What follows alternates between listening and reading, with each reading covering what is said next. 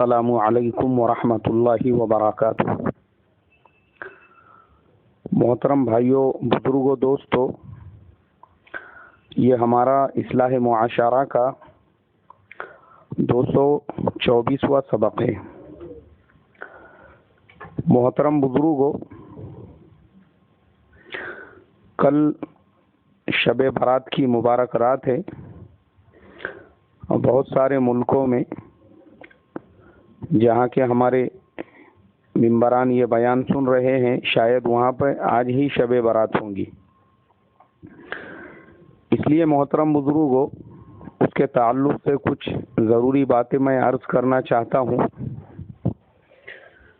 چونکہ ہمارے قوم کے اندر شب برات کے تعلق سے دو ٹائپ کے لوگ ہیں۔ ایک تو وہ ہے جو سرے سے شب برات کی افضلیت کو پس پشت ڈال دیتے ہیں، دوسرے وہ ہے اس میں اتنا زیادہ غلو کرتے ہیں کہ شب برات کو شب قدر سے بھی زیادہ مقام اور مرتبہ دے دیتے ہیں۔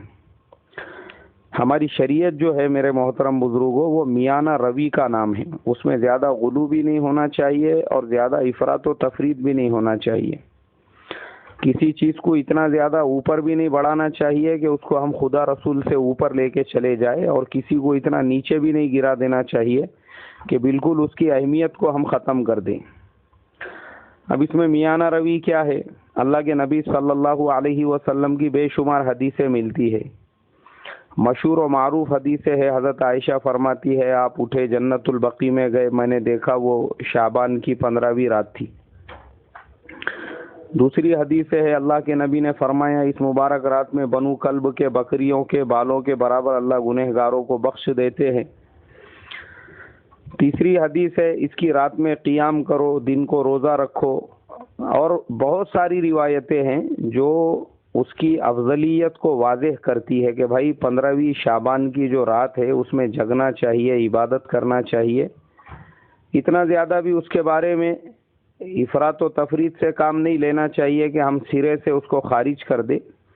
جب ہے حدیث کی کتابوں میں تو ہم نے اس پہ عمل کرنا چاہیے کہ ہم رات میں قیام کریں، اللہ سے دعائیں مانگے، اور اللہ تبارک و تعالی نے جن جن امور کے بارے میں کہا ہے کہ روزی میں برکت عطا فرماتے ہیں اور رزق کے اندر بڑھوتری ہوتی ہے، تو ہم روزی کی برکت مانگے، بیماریوں سے، آفتوں، مصیبتوں سے نجات مانگے۔ بہت سے نوجوانوں نے میسج کیا مولانا کچھ خاص نماز کے بارے میں بتائیے۔ تو پہلی چیز تو یہ ہے کہ ہم صلاۃ التوبہ پڑھیں، اپنے پچھلے تمام گناہوں سے معافی چاہے، اس کے بعد میں شکرانہ نماز پڑھے 2 رکعت، اور اس بات پہ شکر کرے کہ اے اللہ تو نے سب سے پہلے تو ہم کو ایمان عطا فرمایا، اور پھر اللہ کی نعمتوں کو گنے، جو جو نعمتیں اللہ نے ہم کو عطا کی ہے کہ الحمدللہ میں کتنا اطمینان سے ہوں، میرا کاروبار کتنا اچھا ہے، میرا کام کاج کتنا اچھا ہے، میرا گھر کتنا اچھا ہے، میں کتنا سکون و اطمینان میں ہوں۔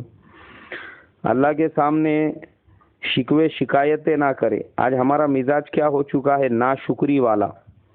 ہم کو سب کچھ دے کے بھی اللہ تبارک و تعالیٰ نے 12 مہینے روتے رہتے، یہ جو روتی صورت کے رہتے نا، میرے کو لگتا صلاح یہ محرم کے اندر پیدا ہوئے تھے کیا معلوم۔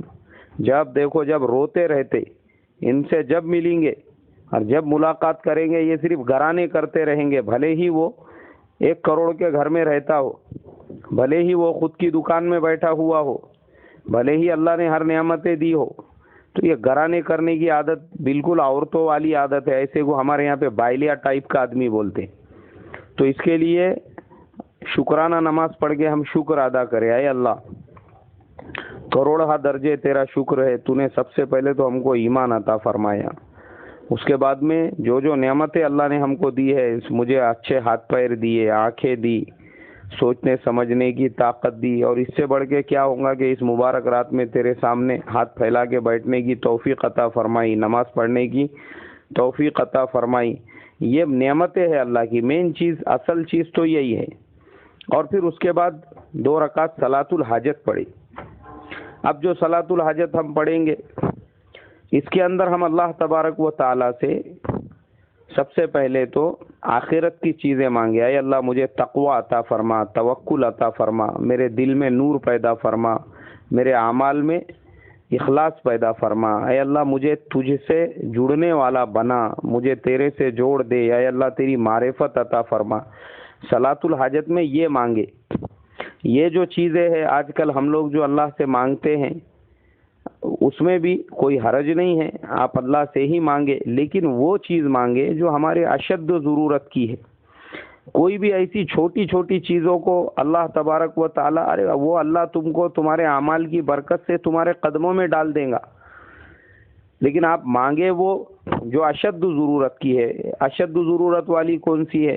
اب مثال کے طور پہ ایک آدمی قرضوں میں گھرا ہوا ہے، اس کو نجات نہیں مل رہی ہے، تو وہ بار بار اللہ سے یہ دعا کرے، اللہم اکفنی بحلالک عن حرامک واغننی بفضلک عمن سواک، اور یہ استحضار کرے کہ بھائی میں جو مانگ رہا ہوں اللہ تعالیٰ میری دعا کو سن رہے ہیں۔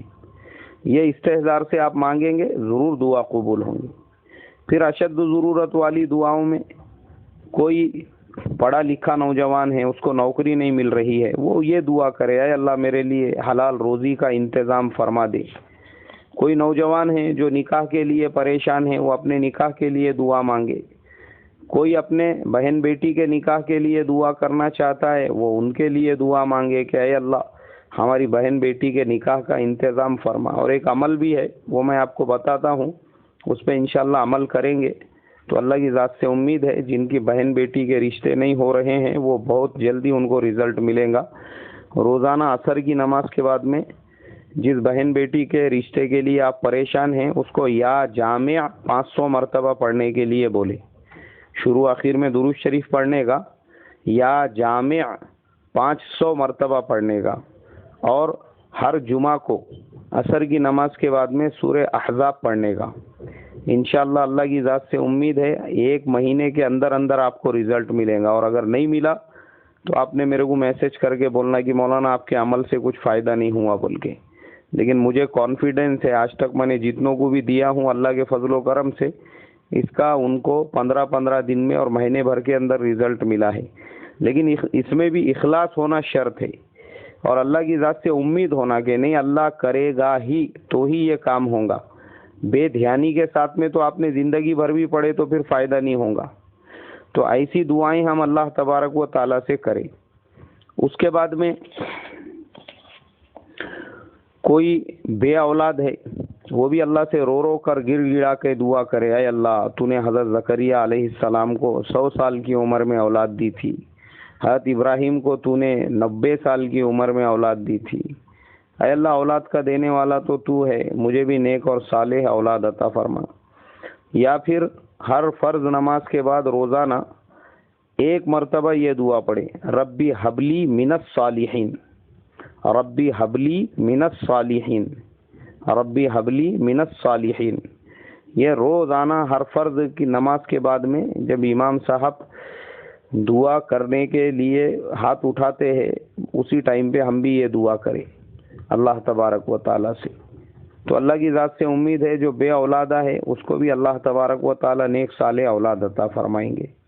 تو میرے محترم بزرگوں، یہ 3 ٹائپ کی نمازوں کا خاص طور پہ اہتمام کرے۔ پہلے صلاۃ التوبہ پڑھ کے اپنے پورے پچھلے گناہوں سے معافی مانگے، پھر 2 رکعت شکرانہ نماز پڑھے، اس کے بعد میں صلاۃ الحاجت پڑھے۔ اور صلاۃ الحاجت کی ایک دعا بھی آتی ہے عربی میں، اگر وہ آپ کو یاد ہے تو بہت اچھی بات ہے۔ اب اس کے بعد میں اور جو نمازیں پڑھنے کی ہے اس میں صلاۃ التسبیح ہے۔ صلاۃ التسبیح کا اگر آپ کو مکمل طریقہ دیکھنا ہے تو وہ فضائل ذکر کے آخر میں لکھا ہوا ہے، آپ اس میں دیکھیں یا اپنے مسجد کے امام صاحب سے پوچھیں۔ کوئی مولانا امام صاحب آپ جہاں نماز پڑھتے، بھائی مولوی صاحب مجھے ذرا صلاۃ التسبیح کا طریقہ بتا دو، تو انشاءاللہ وہ آپ کو پورے ڈیٹیل میں بتا دیں گے۔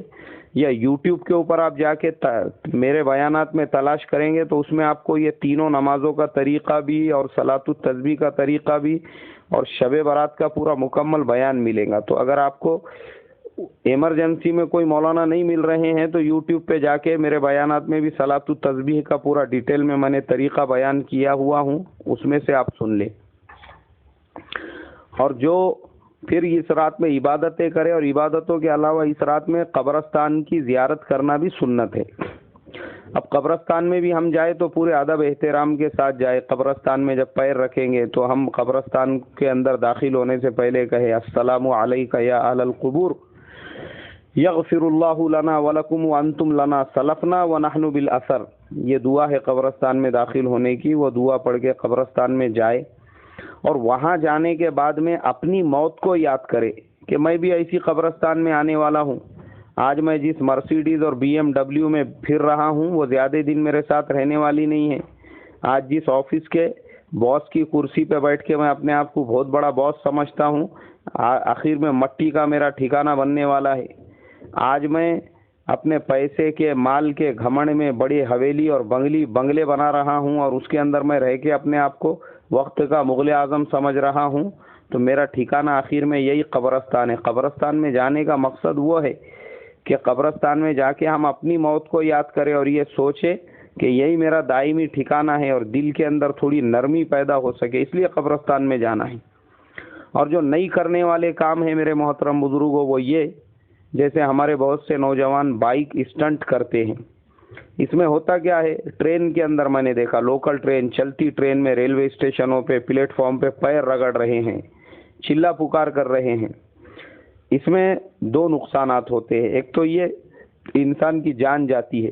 پچھلے شب برات کو بامبے اور دلی کے اندر تقریباً 15 سے 20 مسلم نوجوان مر گئے تھے بائک اسٹنٹ کے اندر اور لوکلوں سے گر کر. دوسرا نقصان یہ ہوتا ہے کہ جو غیر مسلم ہیں وہ ویڈیو شوٹنگ بنا کے ان کے لوگوں کو سینڈ کرتے ہیں. ٹی وی چینل والے اس کو بار بار جو ہے ہائی لائٹ کرتے ہیں, بولتے دیکھو یہ مسلمانوں کے گندے انڈے ہے, یہ ہے یہ بغیر پکے ہوئے بغیر دعا کے, ان کے باپ نے دعا نہیں پڑھا تھا, اس کے لیے ایسے نکل گئی یہ آدھے ادھورے, اور یہ ایسی شیطانی حرکتیں کر کے اسلام کو بدنام کر رہے ہیں. یہ بغیر دعا کا نتیجہ ہے. یہ جو پلیٹ فارموں کے اوپر چلا پکار کرنے والے, لوکل میں شور شرابہ کرنے والے, بائک اسٹنٹ کر کے اسلام اور مسلمانوں کو بدنام کرنے والے, تو وہ اس چیزوں کو ہائی لائٹ کرتے ہیں. تو اسلام کے بدنام کرنے کا ہم ذریعہ نہ بنے, ذرا تھوڑے سے میچورڈ بن کے مسجد میں بیٹھے عبادت کرے. ورنہ ہماری یہ حرکتوں سے اگر کوئی ایک بھی اسلام سے بزدن ہو رہا ہے ہماری ہلاکت کے لیے کافی ہے. اللہ میری تمہاری ایسی حرکتوں سے حفاظت فرمائے اور شب برات کی افضلیت اور اہمیت کو سمجھ کے اس پہ عمل کرنے والا بنائے. السلام علیکم ورحمۃ اللہ وبرکاتہ.